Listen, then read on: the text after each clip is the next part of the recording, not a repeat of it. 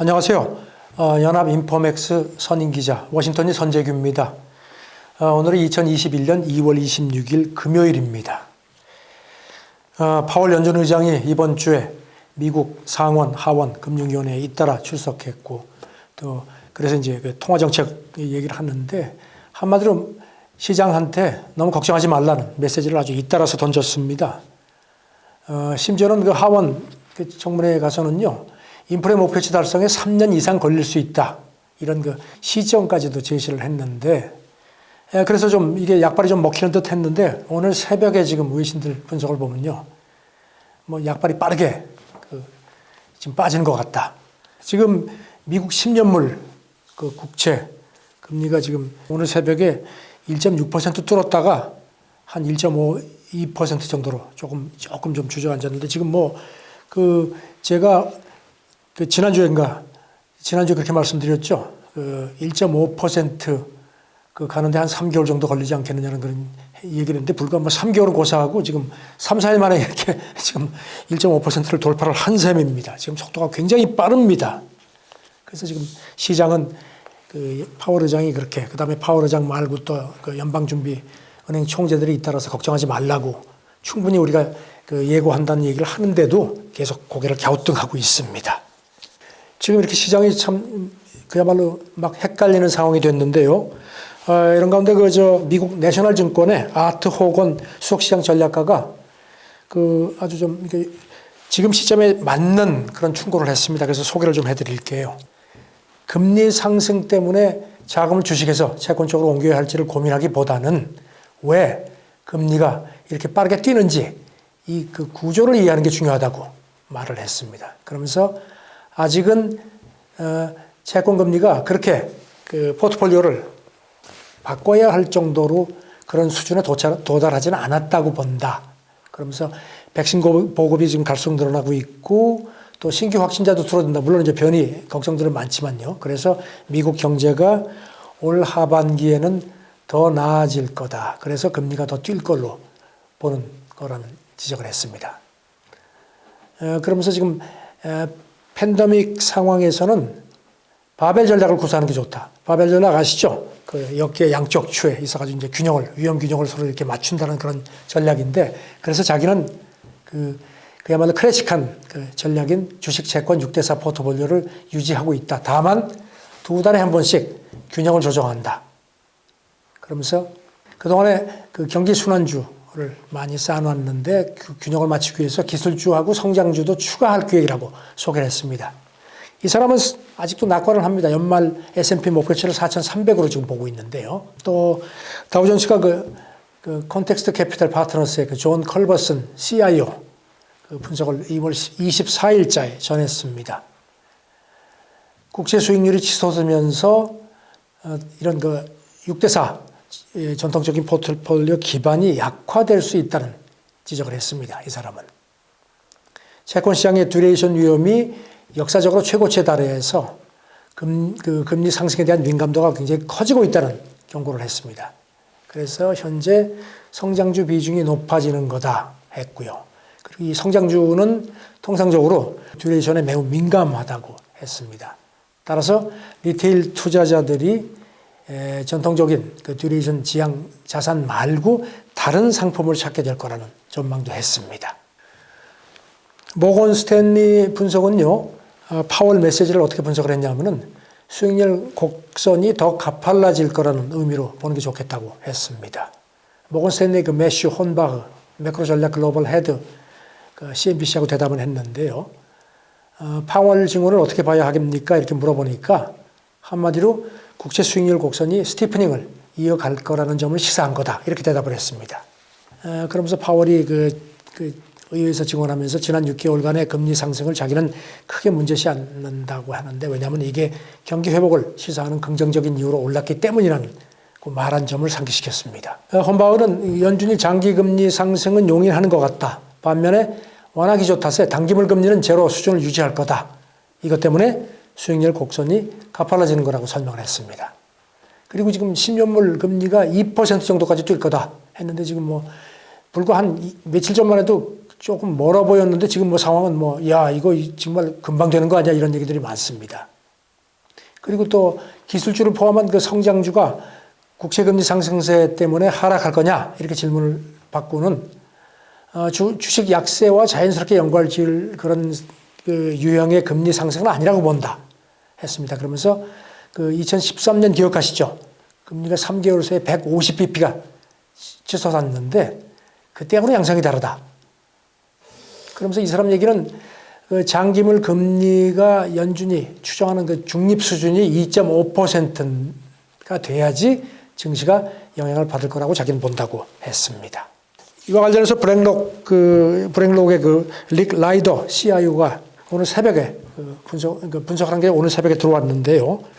브렉록의 그 릭 라이더 최고 투자 책임자는요, 최근에 국채 수익률이 빠르게 올라가는 그 이유만으로 주식을 너무 걱정하는 거는 자기는 동의하지 않는다. 이렇게 얘기를 했습니다. 아까 그 연준 그 파월 의장의 그 말에 대해서 약발이 빠르게 소진됐다는 얘기를 말씀을 드렸는데요. ING도 비슷한 그 분석을 했습니다. 연준을 믿지 말라는 투입니다. ING의 그 제임스 나이틀리 이코노미스트가 그 2월 23일자에 분석을 했는데요. 이 사람은 그 파월이 의회 그 보고할 때 상당한 추가 진전, 그러니까 이제 영어로 substantial for the progress, 이걸 달성하려면 시간이 걸릴 거다. 아까 뭐 3년이라는 얘기도 말씀드렸는데 이런 기조가 자기가 볼 때는 몇 달 안에 갈수록 더 도전을 많이 받을 거다. 왜냐하면 이 표현은 사실상 매우 모호한 거라는 겁니다. 그래서 자기 그 새로운 경제 전망치가 이제 6월 FOMC 때 나오는데 그때 연준이 자산 매입을 그 연말 이전에 축소할 수 있다는 첫 번째 그 시사를 보낼 거다. 이렇게 전망을 했습니다. 그러면서도 2013년에 그 테이퍼 텐트럼, 그 긴축 발작 트라우마가 있기 때문에 연준은 전진적으로 움직이는 걸 거듭 강조할 거라고 했고요. 또 그 캐나다 중앙은행처럼 할지도 모른다는 점도 지적을 했습니다. 그 캐나다 중앙은행은 이미 작년 10월에요. 그 트위스트 오퍼레이션을 했습니다. 즉 주간 자산 매입 규모를 50억 캐나다 달러에서 40억 캐나다 달러로 줄이고 장기물 그 매입 비중을 확대하는 쪽으로 양적 완화를 조정을 했습니다. 그래서 지금 연준이 이걸 따라갈지도 모른다는 전망을 했고요. 그리고 나이틀리는 여기다 덧붙여서요. 연준이 더 유연성을 보일 수도 있다고 했습니다. 지금은 그 월별로 목표를 이게 목표치를 만들어서 이제 그걸 지키고 있는데 이걸 여기에 이제 연연하지 않고 특정 일까지 특정 수준의 자산 매입 그 규모를 제시하는 방안도 있다는 겁니다. 이럴 경우에 연준이 훨씬 더 유연성을 가질 수 있기 때문에 그래서 시장에서는 이런 연준의 옵션이 있는 걸 잊으면 안 된다. 이걸 고려해서 연말 전에도 파월은 뭐 아니라고 얘기를 하지만 자산 매입 축소를 실행하지 말란 법이 없다. 이걸 염두에 두십시오 하고 이렇게 권고를 했습니다. 이제 이렇게 혼란스러운데 시장에서도 견해가 좀 엇갈리는데요. 그래도 그 거품 얘기, 인플레에 대한 그 우려들이 그 지난주보다는 더 많아진 게 아닌가 싶습니다. 전설적인 투자자다 하는 얘기를 듣는 그 GMO 공동 창업자 제러미 그랜섬 그 2월 25일자 비즈니스 인사이더가 전한 그 팟캐스트에서 이런 얘기를 했습니다.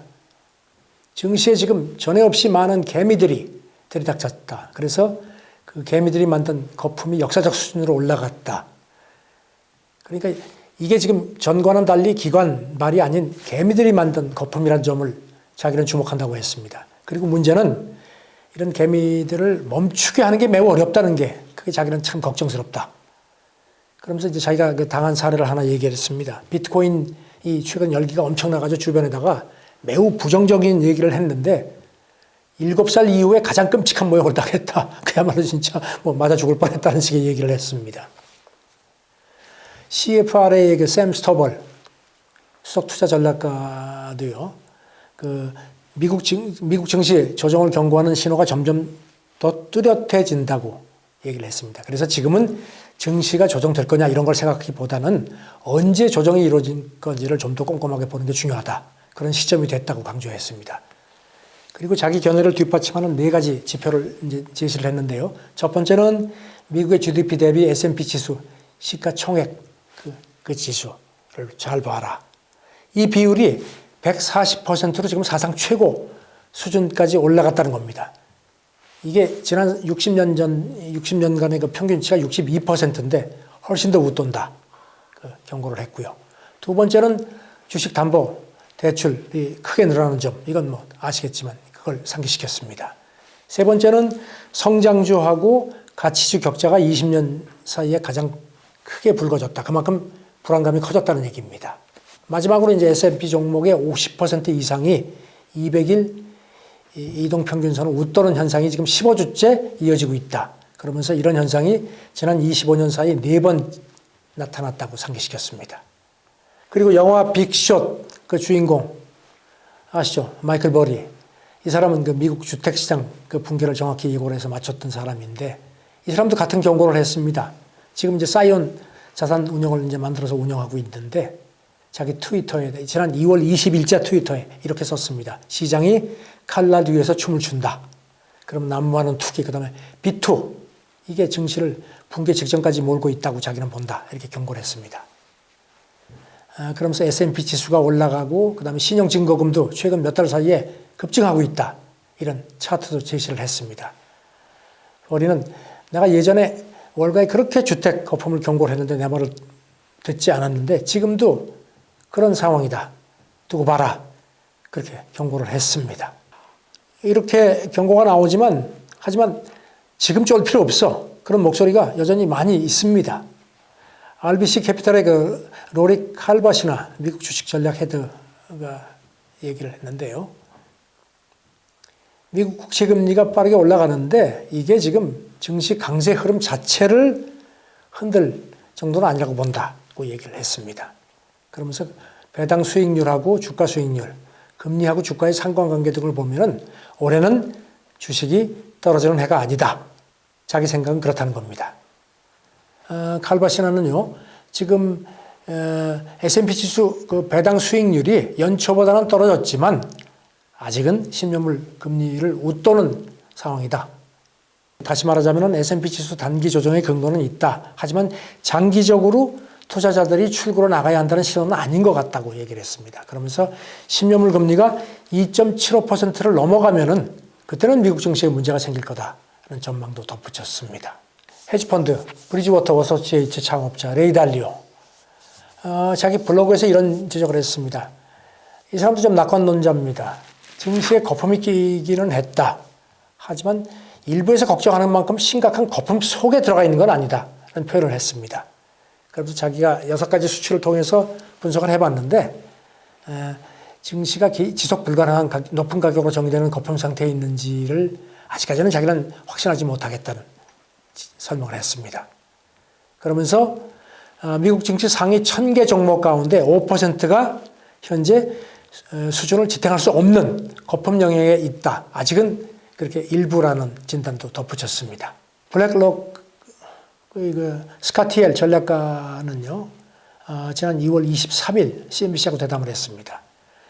역사적으로 볼 때 현재 국채 금리 상승을 크게 걱정하지 않아도 된다고 본다. 이렇게 얘기를 했고요. 물가가 받는 그 실질 금리는 여전히 마이너스 영역에 있다는 지적을 했습니다.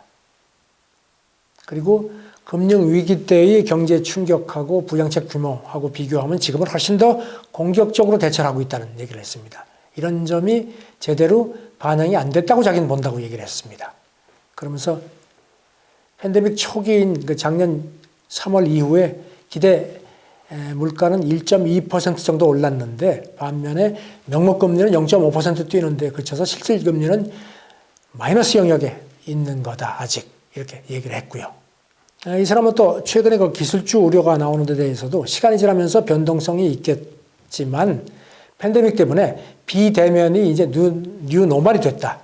이런 게 탄력으로 뒷받침될 거다. 이렇게 전망을 했습니다. JP모건의 그 마르코 콜라노비치 그 글로벌 전략 헤드 얘기인데요.